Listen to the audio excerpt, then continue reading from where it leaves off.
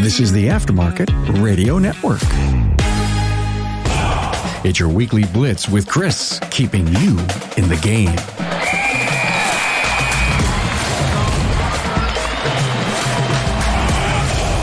Hey, good morning, everybody. I hope the new year is treating you well and you're having a great day. Can you believe it's 3 weeks into January with a week and a day left to go? I cannot. Like, we're almost 1/12 of the way through 2022. Hopefully your January's gotten off to a great start and you're going to close out the month well. Make sure you keep your eye on the prize and keep your groups focused. This is Coach Chris Cotton here from AutoFix-Auto Shop Coaching, where we work hard to support your financial success. So as we get into today's episode, you may know someone in your network who can benefit from what we're talking about here today. If so, please take time to share either personally or through your social network, okay? Because if we're sharing it and talking about it and you think somebody else needs to know, please forward it on to them. Also, if you have an idea for a show topic or just want to talk shop, then feel free to get with me at chris@autofixsos.com. Before we get started with episode 44, phase 2, repairing your auto repair shop, I'd like to take a quick second to give a shout out and thank our sponsor, AutoLeap. Do you find it hard to manage the day-to-day at your repair shop? AutoLeap is here to make your life easier. AutoLeap is a modern, sleek, cutting-edge software for all your shop management needs. Say goodbye to stacks of paper and hello to the future. Streamline your daily processes, build stronger relationships with your customers, and turbocharge your growth, all with AutoLeap. What are you waiting for? Make the jump to the future of auto repair software with AutoLeap. Check them out at www.autoleap.com. You can also go to our show notes for the link as well. So, if you haven't been following us and this is the first time you're hearing any of my episodes, this is phase 2, repairing your auto repair shop. If you haven't listened to phase 1, you want to go back, and before that, you can go back and listen to episode 39, which kind of gives a brief overview of all the phases together. Okay? So if you need to go back and catch up with those. So where we left off in phase 1 was we're correcting our margins, we're righting the ship, we're moving things forward, and now this second section, or phase 2, we could call it growth mode, putting the right people in the right place, and doing some of those things. Number 1 out of this is the actual growth mode. We talk about productivity tracking. And with productivity tracking, it's not just something that we're going to talk about and keep secret to ourselves and yell and scream at people. We're going to actually have productivity trackers set up so that we have what the technicians are actually doing versus time spent. And we're also going to go through and share that with them. Not in a public area, but in an employee bathroom, in the employee meeting room. We're going to post what they're doing. And the reason we want to do that is we want everybody to see what their percentages are. Again, if we track it and measure it, we can correct it. And 2, typically, if we have 4 technicians and we've got 2 people on the bottom all the time, eventually they're going to get sick at being at the bottom, and they're going to start actively working on their productivity and wanting to get better, and they're going to move up the list. Well, that's awesome, because what happens is it knocks somebody in the number 2 position down to 3 or 4, and then that person gets pissed off and wants to move up the list. Okay? So in this growth mode, we're looking at productivity tracking. We're also looking at what is your shop designed to do? What's your shop capable of doing? The other thing we want to have is we want to make sure that we have, for technicians, we have a producer in every bay. I've talked about this recently. If you haven't heard me talk about it, you can go back to the camp episode that we did on Facebook a couple of weeks ago. Have to make sure you have a producer in every bay, especially with COVID, post-COVID world. There's always somebody sick, on vacation, or something else. And if you have a shop with 4, 5, 6 people, if you lose one person out of that, a lot of times that's enough productivity to take the shop owner from making money to breaking even or losing just a little bit. Number 2 in this phase 2 is employee handbook. We got to make sure that the handbook's written. It's written for you and what your shop's beliefs and values are. It's also conforms with your state guidelines. What this gives us is this gives us a mechanism to enforce the rules overall, like the overall rules of the shop. It also tells the people what happens if, and a lot of handbooks that we had to redo this last year is we put pandemic clauses in there or COVID guidelines in there, and how we handle that. What we're having to do with some states like Colorado is change the PTO regulations and guides. So that brings us into number 3. We're talking about 3 different employee things right here. So the first one was employee handbook. Number 3 in the overall list was employee job descriptions.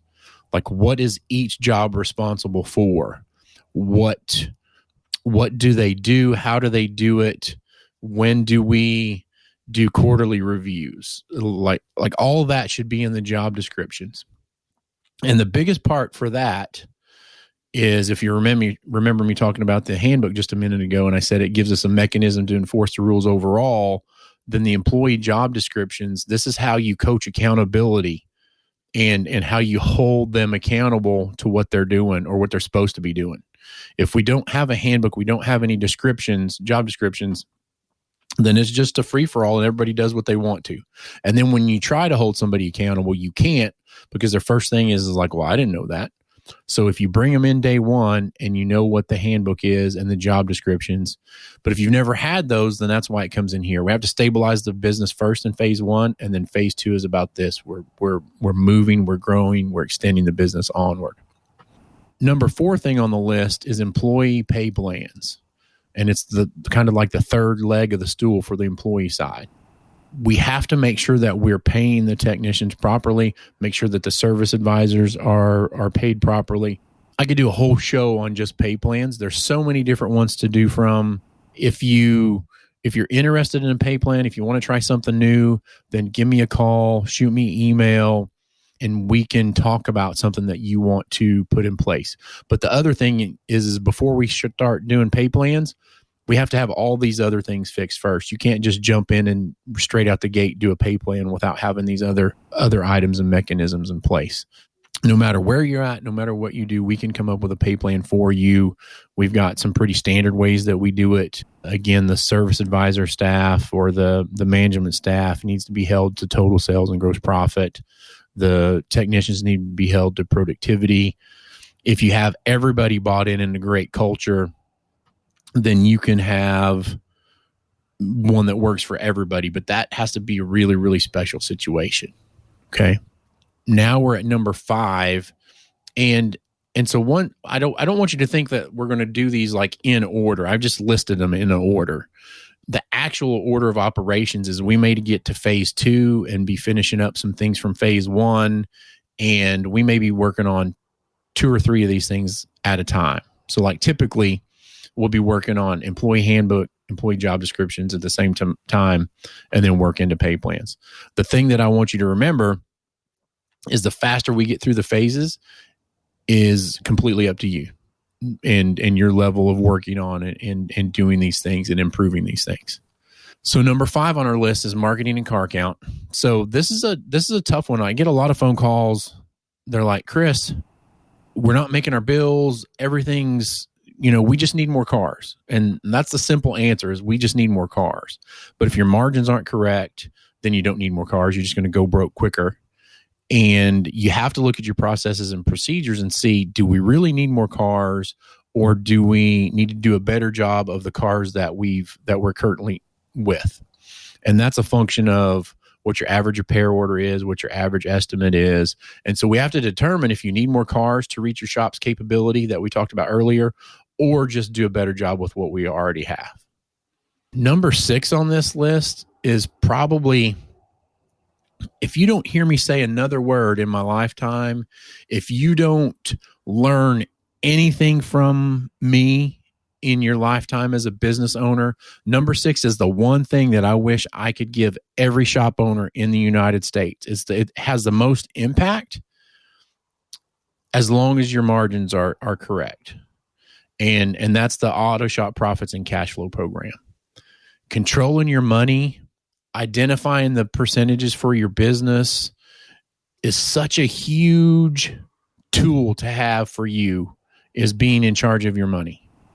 If you know your operating expenses are at 35% and you can trim it to 30, and every time you see your income from the day before or whatever, and you disperse those or allocate all of those into the proper accounts, and if you have your margins correct and everything's correct, then that flows so good. And then you're putting actual real cash, real profit in your bank account and not just on paper. Because we all know at the end of the year, at the end of whenever, if you show you've got a $100,000 net, we might want to take that money out and roll in it for a little while. I don't know, do whatever you want to with it. But the point is to have it so that you're in control of it. So if we look at the steps or the process, what do you do? How do we work through the auto shop profits and cash flow? One thing we have to do is we have to determine what your current margins are and what the margins for a healthy business would be. Just for your parts cost, should be about 23% or lower if you can get it around. And so you're allocating for every $100 you bring in, you're allocating $23 to that. Same thing for your labor costs, your profit sharing, your debt, those things like that. All of those have percentages, and you only have 100% to give out. So that's where you come with it. So that's one of the first things we do when we do that is we do an income statement review and see what your margins are, see what's proper and what's not, and where we fix it. From there, we look at setting up bank accounts. We have to pick a bank, set up bank accounts, and we want to, depending on your shop, we're going to have 6 to 9 bank accounts, depending on what you do and how it is. And it sounds scary. Typically, this is the hardest part of the whole process, is the setting up of the bank accounts, because you have to get a bank that's on board with letting you have 8, 9 bank accounts, where if some of them sit at 0 for a while, then that's okay. And they're not going to charge you fees and everything else. After we set up the bank accounts, we're completing our allocation chart based on our percentages where we want to go. We also make sure that the accountant or bookkeeper's on board. If they're not on board, it's time to find another one. And then finally, we start making allocations, and then we make slow, steady changes, because slow and steady wins the race. So while we're working on that, we're also working on identifying key employees. You people have heard me say this before. Some can only get you so far. You need to realize who those are and replace them if necessary. And if you've got technicians, service advisors, store managers, if you've got those people that are doing great and can take you to the stars, you make sure we keep them on the bus. Whatever you need to do to make sure you keep them, especially if it means they can run the business without you. If that's what you want, if your goal is stepping out of the business and moving forward, then that's what you want. You want the group of people that can run it without you and take it to the stars, the moon, the Milky Way. Other thing we do here is training for everybody. Your job as an owner during this time is to elevate the abilities of everyone in the business. You don't be afraid of training them and having them go somewhere else. If you train them and they go somewhere else, typically it's not because they wanted to go somewhere else. It's because we didn't do something right and we drove them away. So don't ever be in the mode, or don't live or run a shop in fear because you're afraid you're going to train your people up and they're going to leave. If you train them up and they leave, then great. We'll get some more and train them up. If that's the case, hopefully it's not. But now we're training everybody. We've got pay plans in place. We've got employee handbooks, and I'm going to run through these again. So we have 8 steps that we can work on during this. And depending on what we're doing, there might be a couple of sub-steps. But this is the general overview of phase 2 of repairing your auto repair shop. So if we go back through them, number 1 is growth mode. Number 2 is employee handbook. Number 3 is employee job descriptions. Number 4 is employee pay plans. Number 5 is marketing and car count, depending on if you need more cars or just need to do a better job with your cars. Auto shop profits and cash flows, number 6. Number 7 is identifying and keeping key employees. And number 8 is training for everybody. That includes you. That's your shop coach, your peer groups. That's peer groups for your service advisors. That's sending them to STX. That's sending all of your your service advisors or technicians to vision, wherever that is. You need to train them. That's having somebody come in and train you guys. So those are the 8 steps. If you have any questions, feel free to reach out to me, shoot me email, and we'll go through there. Keep an ear out for phase 3 coming up. It'll be out in a couple of weeks. Outside of that, have a great day, everybody. Hey, thanks for taking time out of your busy day to listen. If you haven't found us on Apple Podcasts or Spotify and followed us for free, then why not? I'm sure there's someone you care about who can benefit from our talk here today, so please feel free to share or forward this episode to them. This has been Coach Chris Cotton from AutoFix-Auto Shop Coaching. If you find yourself struggling in your auto repair business or have a feeling like you don't know what you don't know, but you're eager to learn and grow your business, then please feel free to reach out to me. Chris at AutoFixSOS.com or give me a call at 940-400-1008. Time to get out and rise and grind, everybody.